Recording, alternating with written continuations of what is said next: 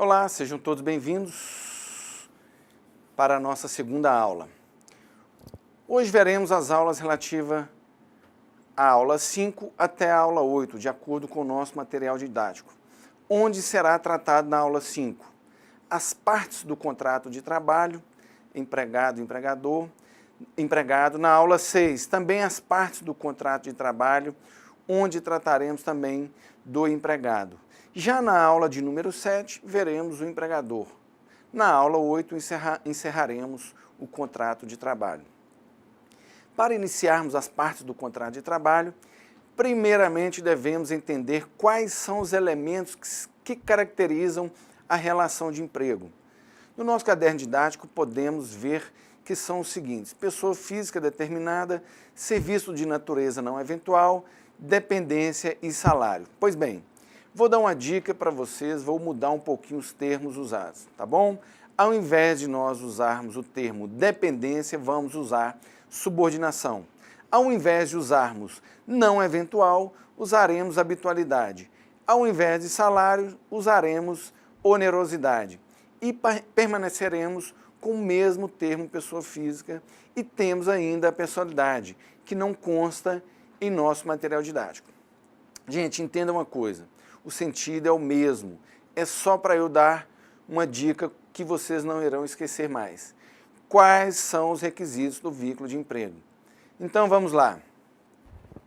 Se nós utilizarmos as iniciais de cada termo, o S de subordinação, o O de onerosidade, o H de habitualidade e o P de pessoa física e o P de pessoalidade, vamos formar a palavra chopp. Isso mesmo, aquela bebida que muitos tomam e gostam, e tem também aqueles que não gostam. Então, com essa dica, todas as vezes que vocês esquecerem ou tiverem dúvida de quais são os requisitos do vínculo de emprego, é só lembrar da palavra chopp, ou seja, subordinação, que no nosso livro didático está a dependência, habitualidade, que corresponde em nosso livro a não eventual, e onerosidade, que é o mesmo que salário, pessoa física, e temos a pessoalidade. Não esqueçam, as palavras são diferentes, mas o sentido é o mesmo. Não há qualquer diferença na essência de ambos, ok? Então, agora vamos entender o que quer dizer cada um deles. Uma observação que quero fazer é o seguinte, que para que seja caracterizado a relação do vínculo de emprego, é necessário que os 5 requisitos, chopp, estejam juntos. E se faltar algum deles, não será relação de emprego. Vou dar 2 exemplos.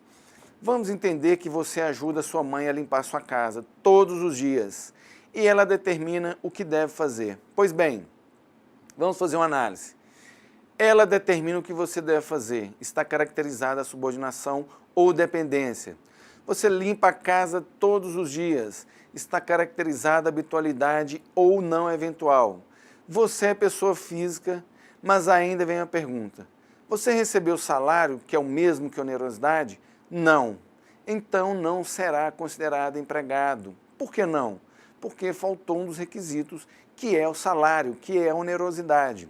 Outro exemplo, se você lava o carro de seu pai 2 vezes por semana, ele determina o que você tem que fazer, paga você por cada lavada. Então vamos analisar aqui, se está caracterizada a subordinação, que é o mesmo que dependência, porque ele determina o que tem que ser feito. Você recebe dele por cada lavada. Está caracterizada a onerosidade, que é o mesmo que salário. Você é pessoa física e ocorreu a pessoalidade, pois você é quem lavou. Então eu pergunto a vocês, está caracterizado o vínculo de emprego? Também não. E por que não? Faltou a habitualidade, que é o mesmo que não eventual. Você lava o carro apenas 2 vezes por semana. Entende-se por habitualidade o que é o mesmo que não eventual, que o empregado deverá trabalhar no mínimo 3 vezes por semana. Então, o que vocês devem prestar atenção, que deve estar presente os 5 requisitos. Faltou algum, deixou de ser empregado. Entendido? Então vamos entender o que são cada um desses requisitos. Subordinação ou dependência é o mesmo que submissão do empregado em relação ao empregador, acatando as ordens impostas por estes e atendendo às exigências para a realização do trabalho. Nada mais é que uma subordinação jurídica em razão do poder de direção do empregador ao empregado. Quero fazer uma observação. Essa subordinação, ela será ilimitada? Claro que não. Tem um certo limite, o empregado não terá a obrigação de cumprir ordens que dizem contradição às leis. Vamos dar como exemplo o empregador que determina que o empregado deverá cometer ilícitos, como por exemplo furto, roubos, entre outros casos de ilicitude. O empregado deve obedecer? Claro que não. Primeiramente porque não está, com certeza, configurado esses trabalhos, furtar, roubar no contrato de trabalho. E segundo, porque está em contradição o que diz a lei. Habitualidade ou não eventual, para que seja configurado esse requisito, deverá haver prestação de serviços de forma contínua e certa, não podendo este ser de forma esporádica ou ocasional. Para o TST, Tribunal Superior do Trabalho, habitual é aquele serviço prestado no mínimo 3 vezes por semana. E onerosidade? Onerosidade, esse requisito nos traz que o contrato de trabalho não pode ser gratuito, mas sim oneroso. O empregador tem o dever de pagar o salário ao empregado pelos serviços prestados. E o empregado tem a obrigação de prestar os serviços ao empregador em troca da remuneração. Assim, se os serviços forem prestados espontânea e gratuitamente, não há relação de empregatícia. E o que quer dizer a pessoalidade? No contrato de trabalho, a pessoalidade quer dizer que o trabalho será realizado com pessoa certa e específica, sempre pessoa física, e esta não poderá se fazer substituir por outra pessoa. Vamos ver um exemplo.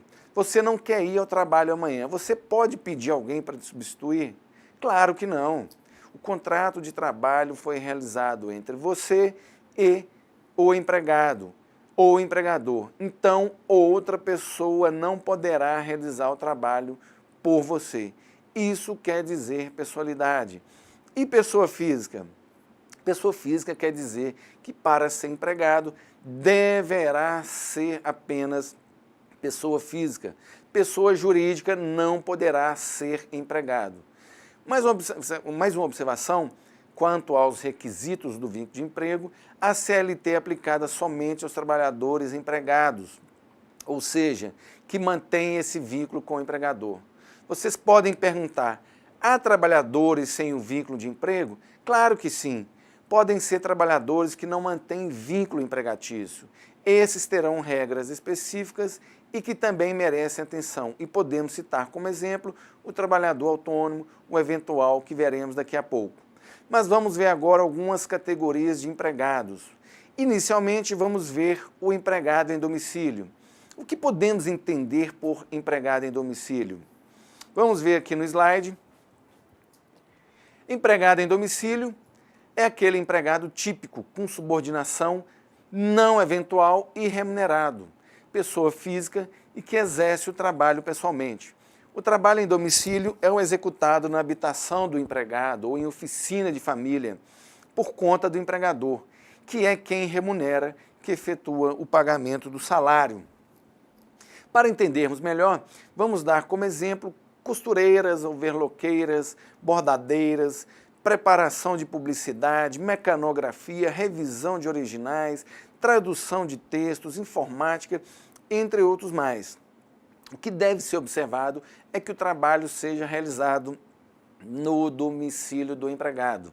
Devemos atentar para o fato que a realização de atividade em outro local não impede a existência do requisito de subordinação, tá ok?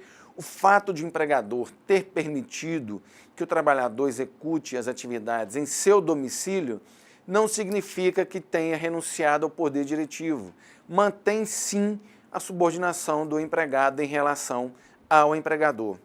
O controle é exercido sobre a atividade desenvolvida e sobre o resultado final do produto, devendo o empregado a domicílio ater-se às ordens preventivas e sucessivas, sem nenhuma margem de discricionariedade. Ou seja, o que o empregador determinar, lógico que dentro da legalidade e do que foi acordado, deverá ser cumprido. Estudaremos agora sobre o aprendiz. E o que é o aprendiz? É uma pessoa com idade entre 14 a 24 anos de idade e não há limitação de idade para portadores de deficiência. A contratação de aprendiz se dá por meio de um contrato de trabalho especial, regulamentado pelo Decreto 5.598 de 2005. O instrumento deve ser ajustado por escrito e por prazo determinado, que não poderá ser superior a 2 anos. O empregador se compromete a assegurar ao aprendiz, inscrito em programa de aprendizagem, formação técnica, profissional, metódica, compatível com o desenvolvimento físico, moral e psicológico.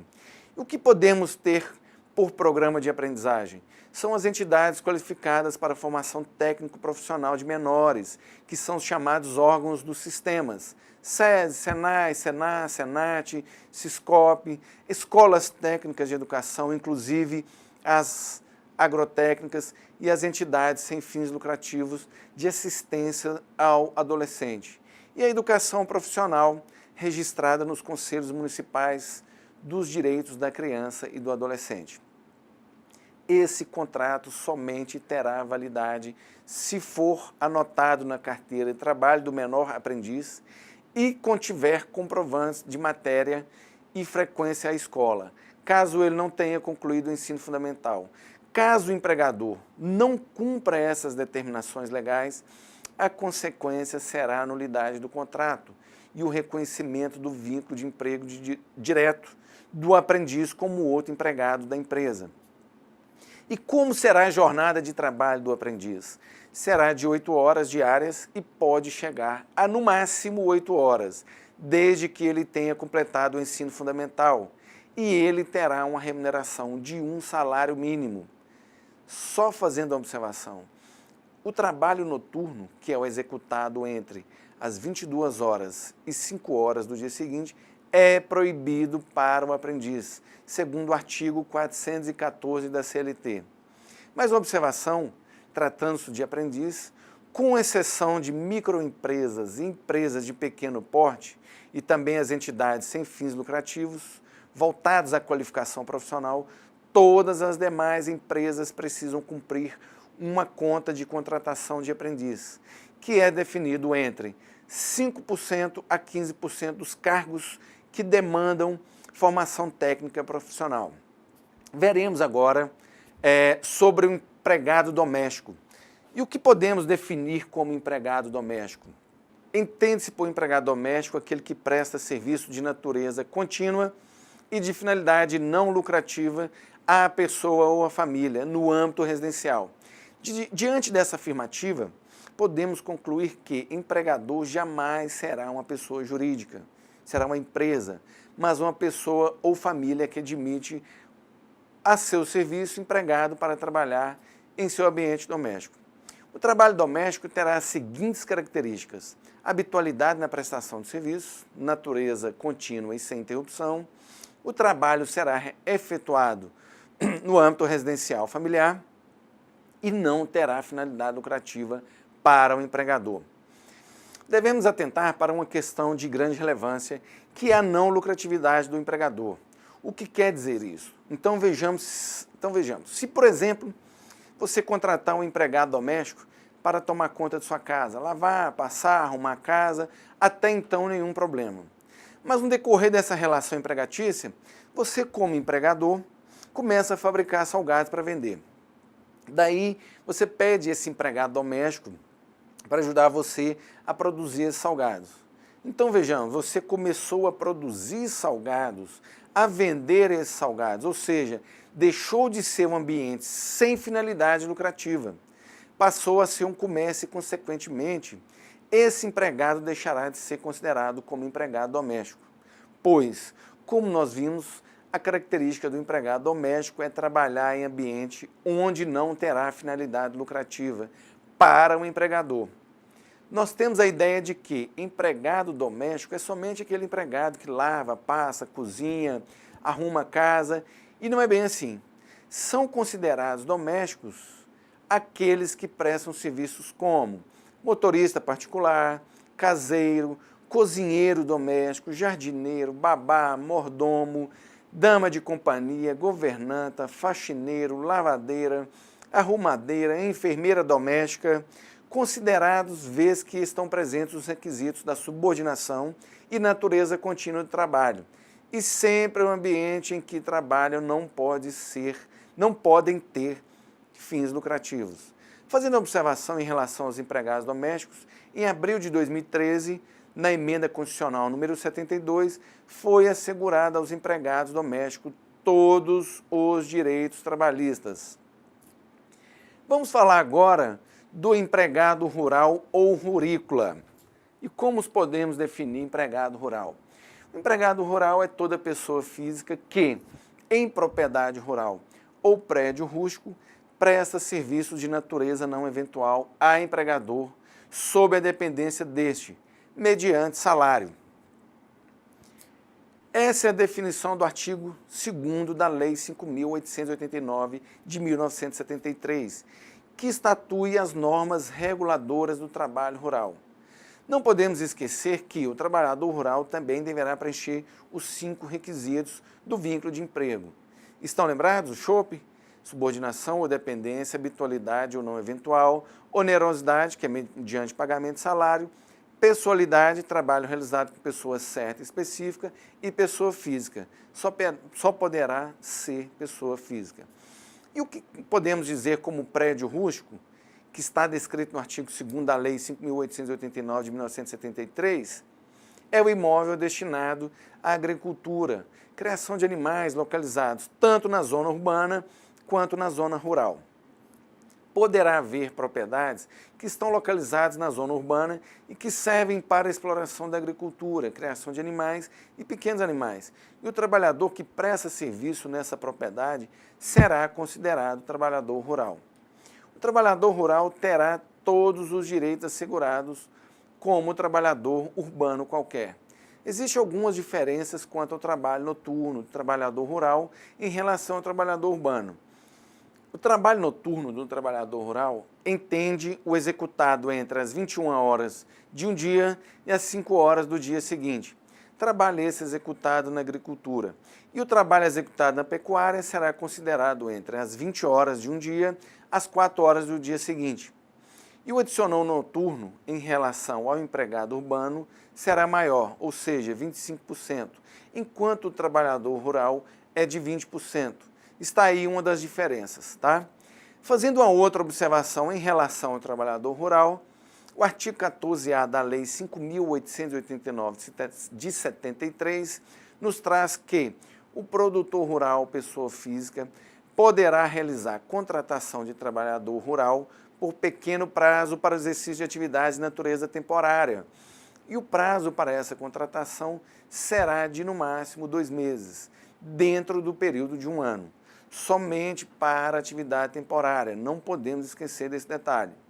Outro detalhe que não podemos esquecer é que, no artigo 9º da Lei 5.889 de 73, traz as hipóteses de autorização legal ou decisão judiciária, o que pode ser descontadas do empregado rural, que são as seguintes parcelas calculadas sobre o salário mínimo, até o limite de 20% pela ocupação da moradia e até 25% pelo fornecimento de alimentação sadia e farta, sempre atendidos os preços vigentes na região, e adiantamento em dinheiro caso tenha ocorrido.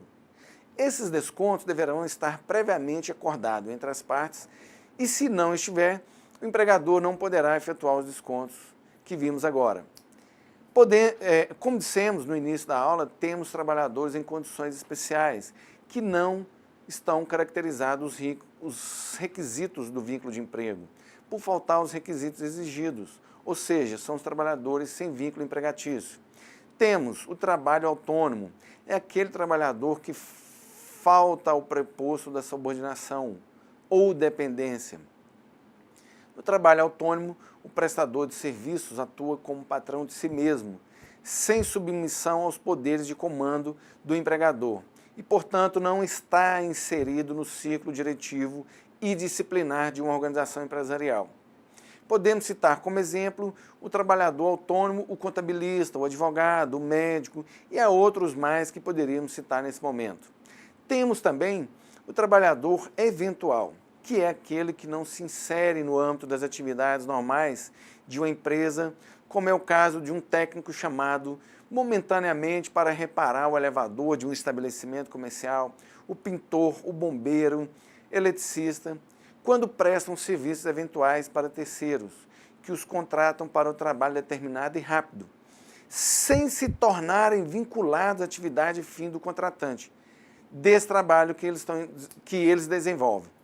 E temos também o trabalhador avulso, que é a pessoa física que presta serviços sem vínculo empregatício, de natureza urbana ou rural, a diversas pessoas, sendo sindicalizado ou não, com intermediação obrigatória do sindicato, da categoria profissional ou do órgão gestor da mão de obra. Recebe todos os direitos trabalhistas. Esse trabalhador não tem relação de subordinação. Podem se substituir, prestar serviço a várias empresas. Uma observação a ser feita é que não é preciso que o trabalhador avulso seja sindicalizado. O que importa é que haja intermediação obrigatória do sindicato na colocação do trabalhador na prestação de serviço às empresas.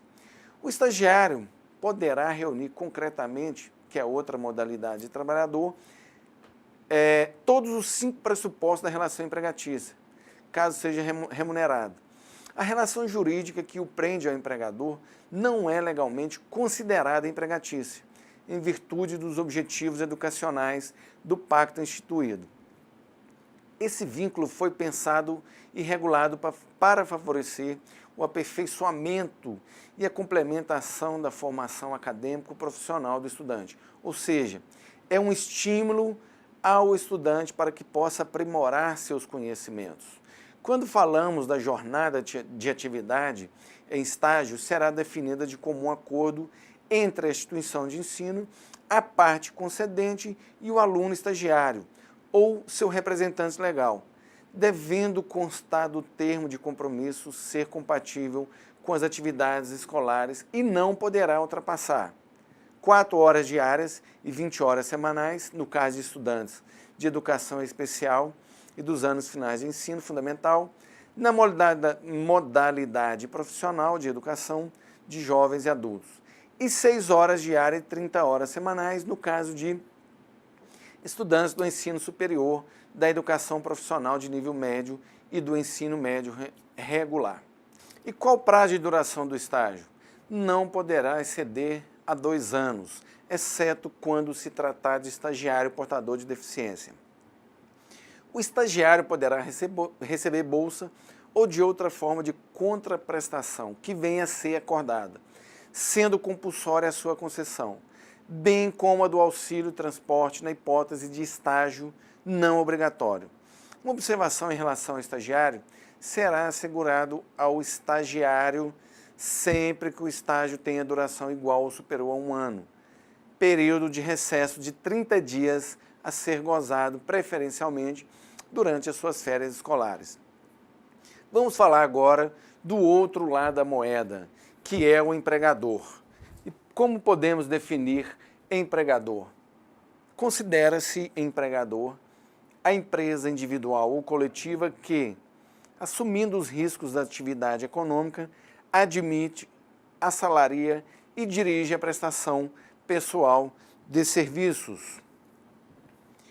Quando falamos do contrato de trabalho, de emprego, o empregador aparece como sujeito concedente da oportunidade de trabalho, podendo ser empregador pessoa física, pessoa jurídica, entes políticos, associações, sociedades, fundações, organizações religiosas, partidos políticos.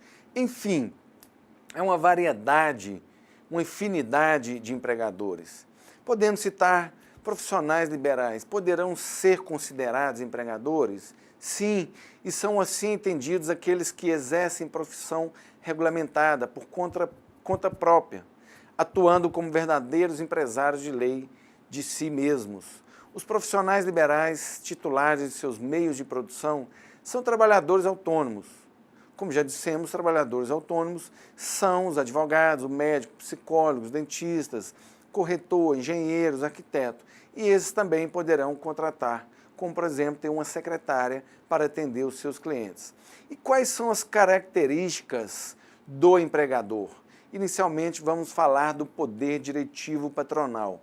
E o que seria esse poder diretivo patronal? É a prerrogativa dada ao empregador para exigir determinados comportamentos lícitos dos seus empregados com vistas ao alcance de propósitos pré-estabelecidos. Com isso, foi institucionalizado de modo que, somente em virtude do vínculo de emprego, surge o fundamento do domínio e a razão de ser da subordinação jurídica. Ou seja, é o poder dado ao empregador de exigir de seus subordinados o que foi acordado no contrato de trabalho, exigir que o empregado cumpra com suas obrigações. Não podemos esquecer que a subordinação do empregado não é ilimitada e o empregador deverá sempre obedecer ao que está na lei e sempre obedecer ao que foi acordado entre as partes. Para atingir objetivos da empresa e para organizar a atuação de seus subordinados, o empregador pode valer-se de algumas condutas de natureza técnica e de caráter geral.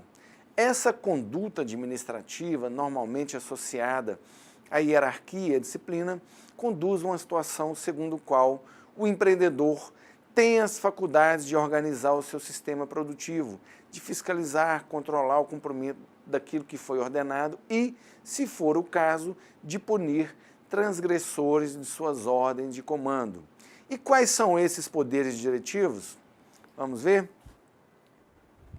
São poder de organização, poder de fiscalização e poder disciplinar. Vamos ver agora cada um deles. O que é o poder de organização? É o poder que permite ao empregador, dentro dos limites da lei, a expedição de comandos que orientam o modo como os serviços devem ser realizados, podendo ser positivos e negativos, gerais ou específicos, diretos ou delegados, verbais ou escritos. Há empregadores que preferem criar o Regulamento Interno de Trabalho, ART. Tem múltiplos objetivos, porém, entre os mais relevantes estão aqueles que visam a definição clara e precisa dos procedimentos de rotina e a delimitação de direitos suplementares àqueles contidos em lei, inclusive no tocante aos requisitos de aquisição. E o que seria o poder de fiscalização? Esse poder de fiscalização permite ao empregador, dentro dos limites da lei, sempre dentro dos limites da lei, por atuação pessoal de preposto ou de aparatos mecânicos eletrônicos, controlar a execução do serviço dos seus empregados, se estão sendo bem prestados. Verificar a qualidade de produção, os horários que foram estabelecidos para os empregados, entre outros.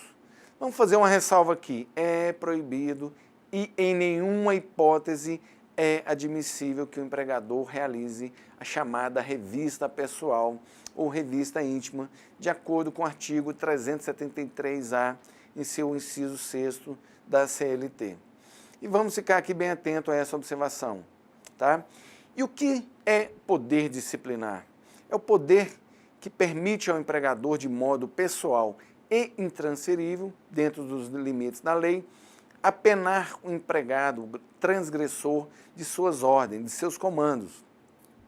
A sanção aplicada ao empregado é a resultante da infração às condutas relacionadas ao contrato de trabalho. Entre as modalidades punitivas que estão em ordem de gravidade são as seguintes: advertência, suspensão disciplinar, dissolução contratual por justo motivo.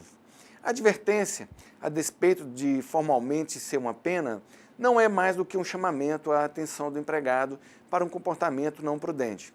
A suspensão disciplinar é uma pena tipicamente trabalhista que atinge o empregado no plano pecuniário. Ele é privado da oportunidade de trabalho e, consequentemente, da remuneração que o trabalho lhe proporcionaria. Devemos observar o seguinte: essa pena será aplicada pelo empregador sempre visando os limites da razoabilidade. E, por fim, a dissolução contratual por justa causa. Tal ação implicaria mera situação de cessação do vínculo entre empregador e o empregado. E para finalizarmos essa aula, dentro de tudo que já falamos, entre elas a definição empregado-empregador, ou seja, as partes da relação contratual, veremos agora como procede o encerramento do contrato de trabalho. Primeiramente, nós temos aqui a dispensa sem justa causa, que é o rompimento do contrato de trabalho por iniciativa do empregador, sem que o trabalhador tenha cometido falta grave. Simplesmente o empregador não tem interesse que o empregado trabalhe a seu favor. E o que o trabalhador tem direito a receber nesse caso? Aviso prévio, trabalhado ou indenizado, saldo de salário, salário família, 13º salário proporcional, férias proporcionais e, quando houver, férias vencidas. Terá também o direito a sacar o Fundo de Garantia por Tempo de Serviço, o FGTS, acrescido da multa de 40% paga pelo empregador sobre o valor do FGTS. E poderá também requerer o seguro-desemprego. E outra forma de encerramento do contrato de trabalho poderá ser dispensa por justa causa. A dispensa por justa causa ocorre quando o trabalhador comete alguma falta grave contra empresas ou os colegas de trabalho. Então vejamos, quais são as faltas graves que poderão ser cometidas pelo empregado? Improbidade. Um empregado que furta coisas da empresa, de colegas ou de clientes, mesmo que sejam coisas de pequeno valor. A desídia. Empregado que confere documentos de forma errada, causando prejuízo à empresa ou que tenha várias por mês, prejudicando o andamento do trabalho. Insubordinação e indisciplina. O empregado desobedece uma ordem direta do chefe, desde que a ordem esteja relacionada com algum serviço ligado às obrigações do empregado. O abandono de emprego. O empregado que não aparece na empresa há mais de 30 dias, sem autorização e sem dar qualquer justificativa. Embriaguez no trabalho. O empregado que chega ao trabalho embriagado. Ofensa física ou moral. Empregado que ofende o chefe com palavrões ou expressões ofensivas à honra do chefe, mesmo fora do ambiente do trabalho. A conduta sexual. Manter ou tentar manter relação sexual no ambiente de trabalho. Violação de segredo. Empregado que divulga dados como a função e o salário de outro empregado, passa informações sobre o processo de fabricação, sobre contratos da empresa que ainda estão em estudo ou sobre operações financeiras da empresa. E o que o trabalhador tem direito a receber nesse caso? Saldo de salários, 13º salário proporcional, férias proporcionais acrescidas de 1/3 constitucional e, se houver, férias vencidas.